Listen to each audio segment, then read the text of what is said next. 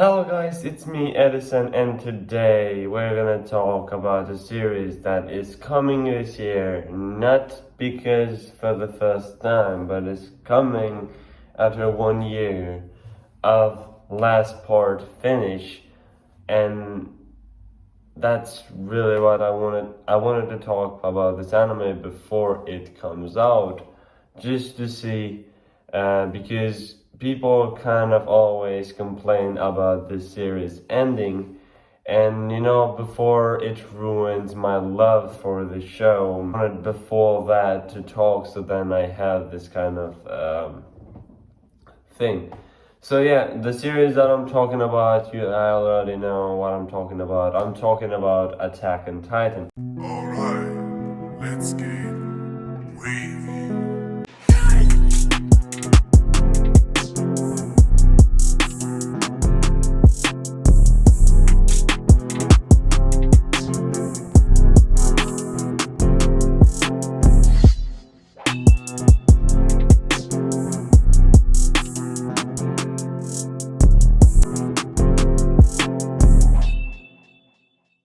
Attack on Titan is really good series. It's one series that came in 2013. I didn't watch it in 2013.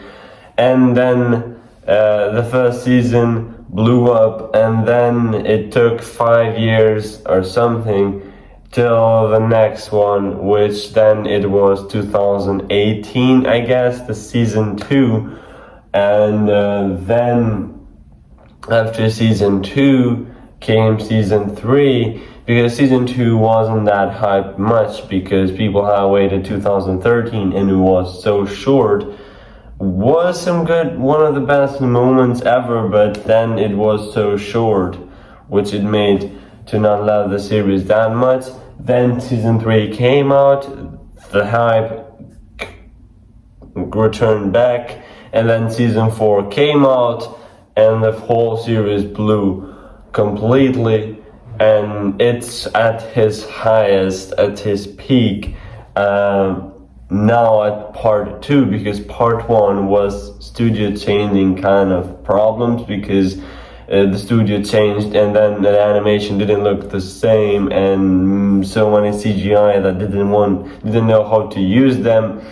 But then part 2 came out with so many good things that it make Attack on Titan feel like it's in its peak. But by part 3 is where the ending comes, and if they can do an ending kind of the same way as they do with a series called Code Geass, then it's gonna be one of the best animes ever made in the entire anime world for all time. It doesn't even compare to any other anime at all. The only one that can compete is One Piece because of its hype, but any other anime, I don't think it's gonna ever compete with Attack on Titan for a better ending, for a better story, for a better something, if everything goes right as planned. And that's really cool, but we weren't talking about that in this video. In this video, I just wanted to explain every kind of Titan that exists there, because if you're watching this video, I hope you have watched till part 2 ended, because you're just gonna get spoiled in a way about the characters. So if you haven't watched yet the full season 4 of Attack on Titan, then I'm just gonna start slowly just mentioning the Titans that we have seen and not the Titan that we have not seen. So we go first with the first Titan to actually appear, and that is the Eren Titan. We knew that Eren now can turn to a Titan, and the Titan of Eren is completely Eren. Like every Titan is kind of presented or like interpreted. Every Titan shifter is represented by its Titan, which we have Eren. Eren always with freedom, always fighting, because he just wants revenge for his mother's death. And that's where he is mostly angry. He doesn't listen that much, and is a Titan that just want to fight and just want to be free and kill all other Titans, which we have seen on first season. When he transforms to a Titan, he started killing, like punching and killing many Titans, and that's where, like, you know, Eren wanted to kill Titans came from. And this race that doesn't, like, we have seen Eren doesn't try to come up to reality that he can actually, as a human, not do anything against the entire Titan world or things like that. And we have seen that in Attack on Titan, when he first transformed into the Titan, he is out of control most of the time. So, like, most of the time, sometimes he gets out of control because he doesn't listen or he doesn't see the reality that is coming. Then we have season 9, the end of the season 1, Titan Annie. Annie is such a good Titan explainer. We have seen that Annie, part being angry, is very calm character. We have seen it in the beginning of the series, and we have seen that she's a calm but strong character. And we have seen the female Titan is completely calm. It doesn't matter what had happened until, we know when did a female Titan get on its way, like, of this calmness. But for the most part, it was calm and never, like, tried to do anything more to go out of control as Eren did. So, and we can see that Anne is, like, just wants to fight, wanted to add to complete the mission that they have, and just, like, really just finished, like, what they actually wanted. And it seemed like very calm Titan. We can see female Titan, it was very calm Titan.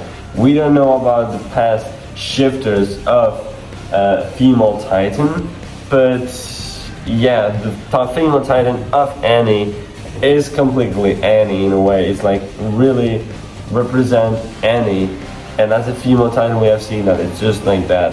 And we have seen that Attack on Titan, if you've seen season 3, we know that Attack on Titan from Eren is that Titan that goes for freedom and always fighting, and that's what Eren is, always fighting for freedom.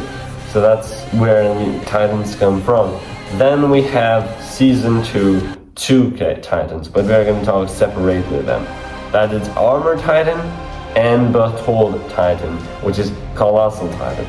We have seen Armor Titan, it always tries to be like that armor of someone, but then when he doesn't try to be the armor, he is still protected by, let's say, so Armor Titan is always protected. Doesn't matter if he wants or he doesn't want to, he is always protected because of its armor.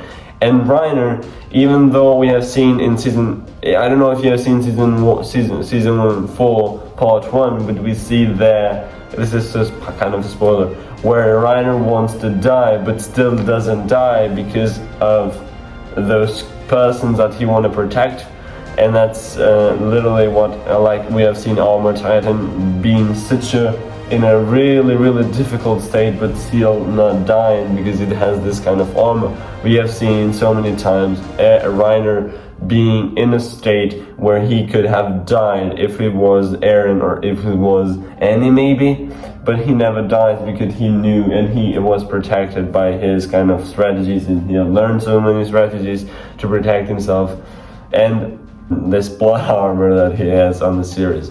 So Colossal Titan is always big but is silent. It's big but is silent, and it has a destructive power. We have seen that on the series of Attack on Titan. Berthold is such a calm person, never talked anything, and such a quiet person. But we have seen that he has the strongest Titan, that is Colossal Titan, and when it transforms, or like when it uses its power, it's tremendously dangerous. And we have dangerous or like really powerful.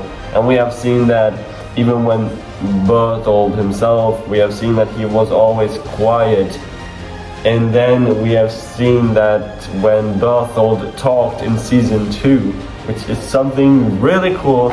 And when Berthold first talked on the series, it was so powerful. It made everyone cry and just questions everything in a way because of the thing that he said. I don't know if I can put it there in the video, but he said those so many things. And yeah, that's kind of it. So then we have okay, cool. Then we go to season 3, or like season 2 maybe in a way, and we see Beast Titan. If you haven't seen season 4, this is going to be completely a spoiler. And Beast Titan we have seen is kind of a beast. It's really throwing good throw, which is that from Zeke. And special ability or special blood, that's just something that only Zeke has when they explained Beast Titan there in season 4 in the beginning. But what I want to talk about Beast Titan is that Beast Titan is really such a powerless Titan, but used in a smart way. Like Beast Titan is not always that strongest Titan, but is that smartest Titan of all of them. Like the one that can talk pretty easily and the one that can think more thoroughly than everyone else. We have seen that from the Beast Titan and literally by Zeke himself. It's not that person that jumps up to conclusion. It's not that person that just tries to protect himself. It's not that person that stays really calm. It's not that person that stays, it's protected by plot armor. Maybe that's kind of a question in itself. But yeah, he is that person that is not all of those Titans that we talked before. Is a special Titan because it's a Titan that is more thought to be used in a beautiful way, as like beautiful thing here, like which is mind, and its use of its mind we have seen by Mystic Sava, which she discovered so many things about the founding Titan through Beast Titan, and then Beast Titan, and when it's used by Zeke, it's really strongest Titan ever because he can turn everyone into a Titan, everyone that drinks his spinal fluid, which is completely something interesting. That's from Beast Titan. We finished Beast Titan. We have so what we have other than that? So we have now the Jaw Titan. Jaw Titan is used by so many users. And what I wanted to talk always by the Jaw Titan is because it has a night jaw. A night jaw used to be to eat. So, or like to be gluttony, full of gluttony, full of like this kind of selfishness, and then kind of selfless, kind of in a way, how to say, it's like the use on the Jaw Titan because it has a jaw, and you know, you would use the jaw to talk, but even to eat. And that's where the things goes to Jaw Titan and to its Titan shifters. We go first with Marcel. Marcel was so selfish in a way because he sold his brother just so his brother can live. That is a selfish way to not let his brother kind of come with him because he knew the danger that it's coming from, and then letting Reiner be eating another person that he is doing. He is letting another person has worse fate and not letting someone that could have had the front fate. He is just changing the fates, and he always talk about because he talked to Molly to make that, and then Leslie was eaten. That's why then it got to Ymir. Ymir we have seen looks like she is a selfish person, but no, she is more of a selfless person. She looks like a selfish, like he looks like that girl that is from Jaw, but she's more selfless, and she would try to do everything to help kind of people. And she always says in this way that she is selfish in herself because she says, I'm always trying to save myself. And Jaw Titan is always used in this kind of way. And it's always Jaw Titan. It was always used to eat something, or like to really, it's not like used much in the series because it's not that strong, because all of its ability is to eat because it has such a good jaw, and that's why it's called the Jaw Titan. And then we have Falco, now we have Goliard, which Galliard is really mouthful, and that's what he used the jaw for. Like, we have three types of jaws, which, like we say to Marcel, is the selfish one, and then we have the selfless one, and the other one is just that greedy, or like that really much want to talk. Like, we have Marcel that was eaten, and then we have Ymir that eats someone, but it was kind of where it doesn't talk that much. The most things that he did, it eat itself, and because so many times she is trying to be selfless, she was more kind of a selfish person, and then just kind of made so many things wrong for her. And then Galliard, which is a guy that really doesn't have any powers, all of that he has is this mouth that he talks too much, that's why he uses the jaw for. And then we have Falco, which we have seen that Falco accidentally becomes that Titan, because I'm not gonna say this is a spoiler, that Falco becomes a bird Titan in a way, a Titan that can fly. Why is it only Falco? Well, it accidentally happened because of Zika, so many stuff that, but I think it was just to show us that Falco is different, is not that kind of jaw. The jaw, he doesn't use the jaw anymore. We're not gonna call the jaw Titan anymore. That's gonna be the bird Titan or something. I don't know what we're gonna call that Titan, but yeah, what Falco's Titan is a bird, because we have seen that Falco in the season 4, he kind of understands both sides, so he can fly to this other side or the other side whenever he wants. Like, he can be with Eren or he can be without Eren, because he has heard the story of Eren and he knows the story of his country himself. And that's just really when he can be by each other sides, and we know that birds are meant to emigrate from always to hot places, which is like Falco always going onto the right side. Which one is in the right? Which now he is going with the scouts, because that's the right thing, because Eren is doing something wrong. First he was with Eren first, when he never knew what Eren's intentions were. Then it changed immediately there, because he knows that Eren is doing something wrong, and Eren is not like that, but just, yeah. So that's where the jaw Titan goes. What we have, caught Titan. Caught Titan is just simply caught Titan because it can move things up, and it's like for Peak, because Peak we have seen is such a calm, but it's such a person that can help you do so many things and helps you move things forward or even backwards. Like, it helps you move either way, because we have seen Peak helping Parker being not such a bad person, then helping Beast Titan with so many stuff, and then helping Marley to find out that Zeke is betraying them and so many stuff, and then being the one that made those guys infiltrate and find Eren and then fight Eren and so many stuff. You know, Car Titan is always trying to move yourself, to move you, or like to help you move forward, backwards. It's gonna make you move. That's what Peak is as a character. That's what's connected to Peak. And then we have last Titan that we know. No, not last Titan. We have one more. And that's, it's like Warhammer Titan. Warhammer Titan, we have seen that is a Titan that has so many abilities, but it didn't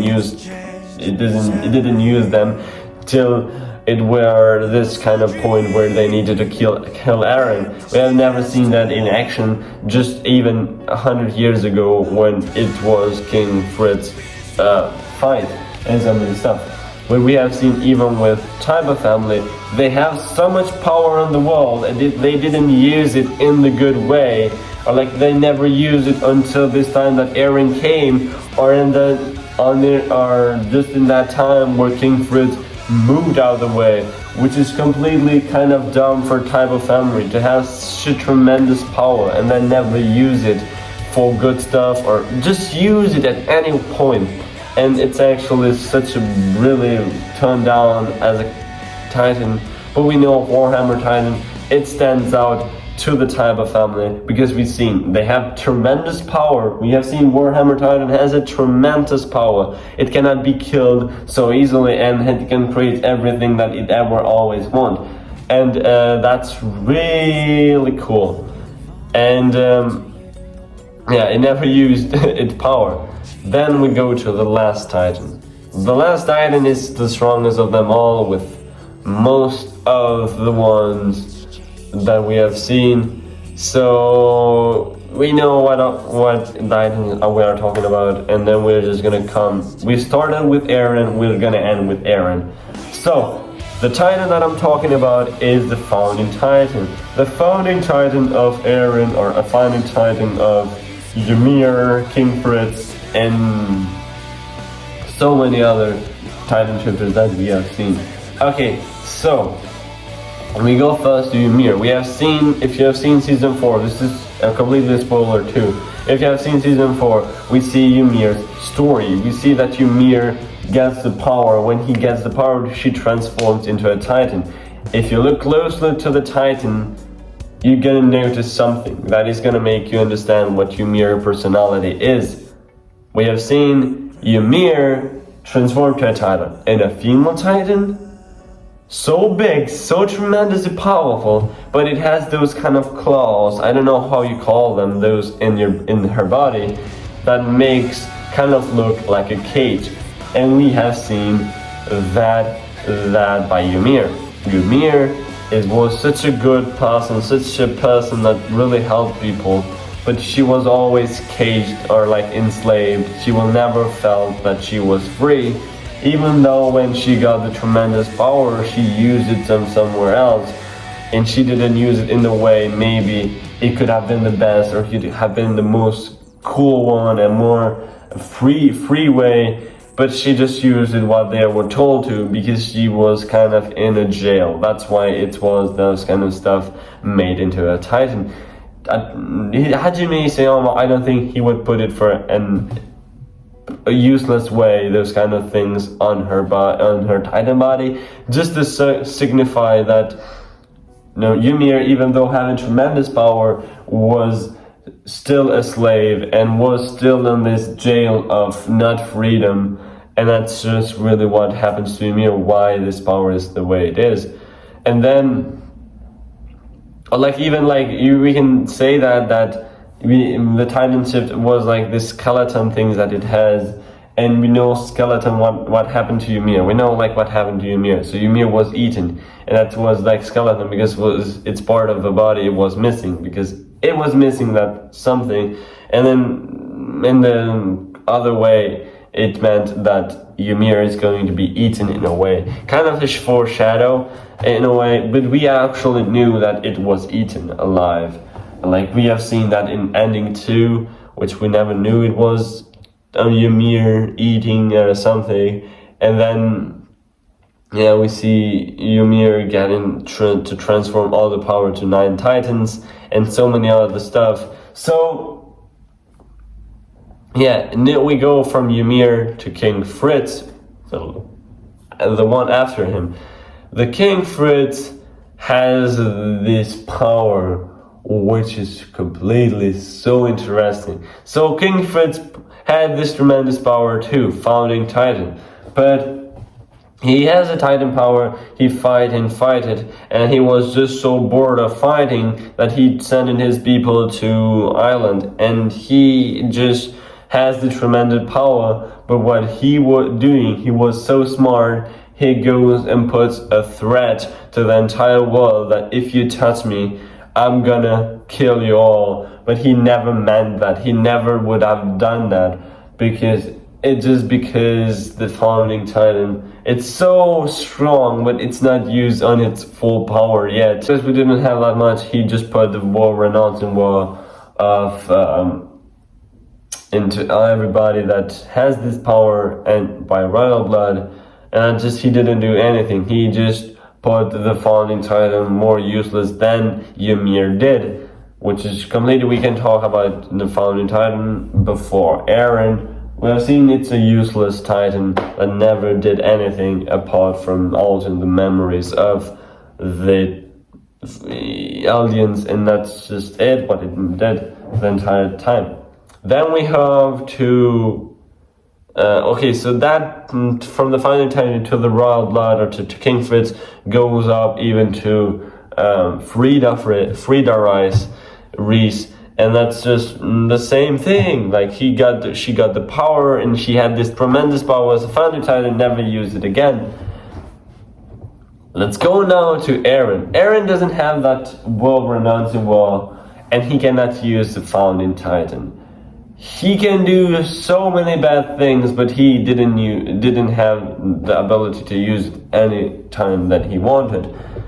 And that's really cool now, because we know that in Season 4, Part 2, Eren uses the Titan, the Founding Titan powers, and goes to tremble up the world.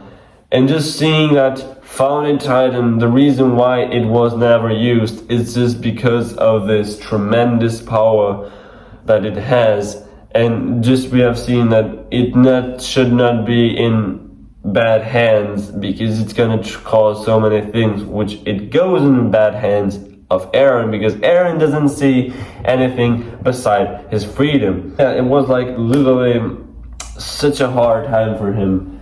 And Founding Titan fight by Eren is just a tremendous power to use, and we have seen that it is in the character of Eren. The Founding Titan of Eren is in the character of Eren, by releasing its tremendous power, by making its body so big that it's so fucking terrifying. And then we have the Titan that he unleashes, the rumbling, which we have seen that Eren would do that because he wanted always to exterminate his enemies, or like and first he was by Titan, but he understood that Titan were made by people, and those people in Mali, and then that entire world had aliens of them someday. So someday Eren is going to die even himself, so he just had that fear of dying, and he just go and slice everything up, like kill everyone in a way.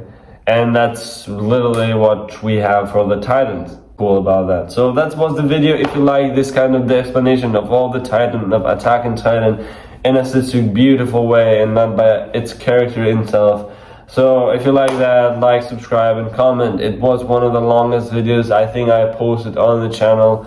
I don't think so. Or like, it's a good analysis that I made, and I just wanted to post that because now I'm starting to make every Saturday a new video. So I just came with this idea of talking about Attack on Titan before it came out. Even though it's coming out, I can do more videos, other videos, and then do Attack on Titan before it comes out. But I just wanted to do it now because I have this idea of describing all the Titans by the power and by the character. So see you guys next time. Ciao, ciao.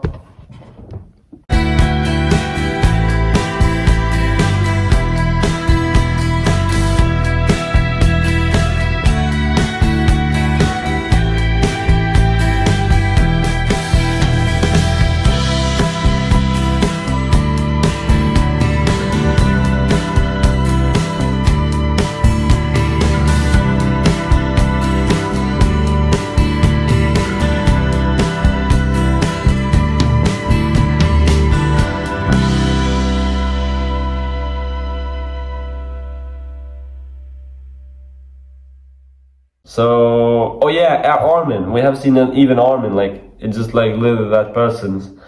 That, like Armin's Titan, I just forgot. But we have the same thing as Berthold. It's explained that Berthold and Armin was kind of the same person in a way.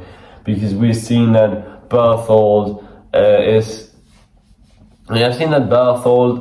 that character that really it's like, as I said, really quiet, but when he talks in such a good way. And we have seen Armin always is trembling, always is feared, but then he has a fear, but then when he wants to do something, he does it in a beautiful way. That's why it's really, really cool about that. So that's what